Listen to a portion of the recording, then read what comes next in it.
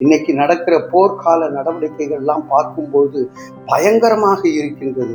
எங்கே நம்முடைய மக்கள் எப்படி சிதறின்று போவார்களோ, பதறி போவார்களோ என்று நாம செய்ய வேண்டியதெல்லாம் முழங்காலில் நின்று செபிக்க அழைக்கப்பட்டு இருக்கின்றோம். பெருமானவர்களே, பதறாமல் இருக்க அழைக்கப்பட்டு இருக்கிறோம்.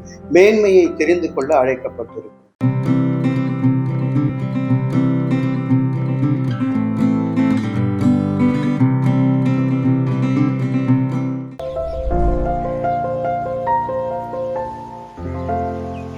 பிரியமானவர்களே, யோவான் 19வது அதிகாரம் 26வது வசனத்திலே, அப்பொழுது இயேசு தம்முடைய தாயையும் அருகே நின்ற தமக்கு அன்பாயிருந்த சீஷரையும் நோக்கி, தம்முடைய தாயை நோக்கி, ஸ்திரீயே, அதோ உன் மகன் என்றார் என்று பார்க்கின்றோம்.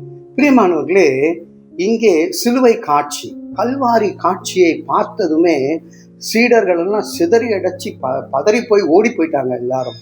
ஆனா சிலுவையின் கீழாக நின்றது 4 பேர். முதல்ல தாயாகிய மரியாள், அடுத்தது அந்த மரியாளுடைய தங்கை கிளியோப்பா மரியாள், அடுத்தது யார் என்று பார்க்கும் பொழுது மகதலேனா மரியாள். இந்த 3 மரியாள்களோடு கூட யோவான் நின்று கொண்டிருக்கின்றார். அவர் எப்பொழுதுமே தன்னை குறித்து சொல்லும் பொழுதெல்லாம் தனக்கு அன்பான சீஷன் என்று தன்னை தானே அங்கே முத்திரை பதித்துக் கொள்வார். அப்படிதான் யோவான் நற்செய்தி நூலில் பார்க்கும்போது மற்ற நற்செய்தியாளர்கள் பதிவு செய்கிறதை காட்டிலும் வித்தியாசமாயிருக்கும். விசுவாசி வாழ்வடைவான் என்கின்ற ஒரு மைய கருத்து இந்த யோவான் நற்செய்தி நூல் முழுவதுமாக சென்று கொண்டிருக்கும். பிரியமானவர்களே, அவர் மாத்திரம் அங்க நிற்கிறாரு. அவரிடத்துல ஒரு பொறுப்பு கொடுக்கப்படுகின்றது.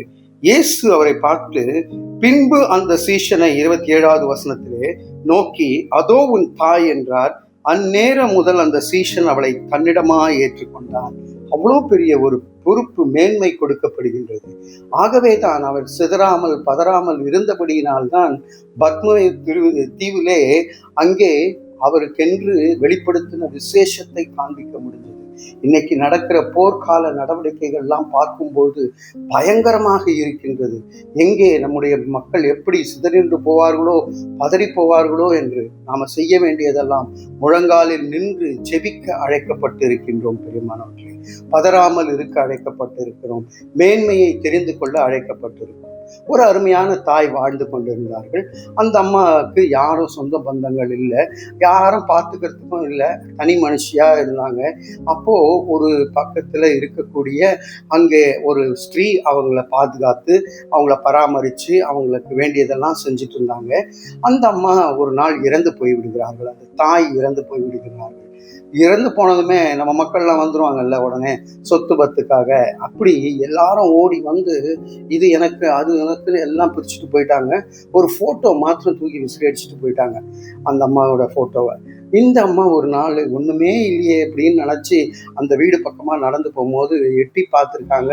ஒரு ஃபோட்டோ மாத்திரம் இருந்திருக்கு. ஐயோ, அம்மாவோட ஃபோட்டோவாவது நான் எடுத்துக்கிறேனே அப்படின்னு சொல்லி அதை துடைத்து பார்க்கும்போது பின்புறமாக ஏதோ இருந்தது. அந்த பின்புறமாக இருக்கிற ஒரு தாளை எடுத்து பார்க்கும்போது, ஒரு ஷீட் எடுத்து பார்க்குறாங்க, அது உயிலாக இருக்கின்றது. இந்த ஃபோட்டோ யாரிடத்துல இருக்கிறதோ அவங்களுக்கு தான் இந்த வீடு முழுவதும் சொந்தம் என்று சொல்லி பதறாமல் சிதறாமல் இருந்த அந்த அம்மாவுக்கு மேன்மையை கடவுள் கொடுக்கின்றார். பிரியமானவர்களே, இன்றைக்கு நம்முடைய வாழ்க்கை எப்படியாக இருக்கிறது?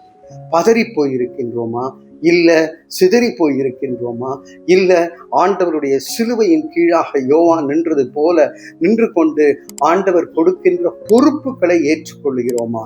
இதை சிந்திப்போம், செயல்படுவோம். தலைகளை தாட்டி தேவனை நோக்கி பார்ப்போம். அன்பின் பரலோக பிதாவே, நாங்கள் கர்த்தாவே உம்முடைய சிலுவை பாடுகளை கண்டு எங்களுடைய பாடுகளையும் கண்டு ஓடி போகாமல் விசுவாசத்திலே உறுதியோடு நின்று வெற்றி சிறக்க மேன்மையை காண கர்த்தர் கிருபை செய்யும்படியாக இயேசுவின் மூலம் ஜெபிக்கிறோம் நல்ல பிதாவே. ஆமேன், ஆமேன்.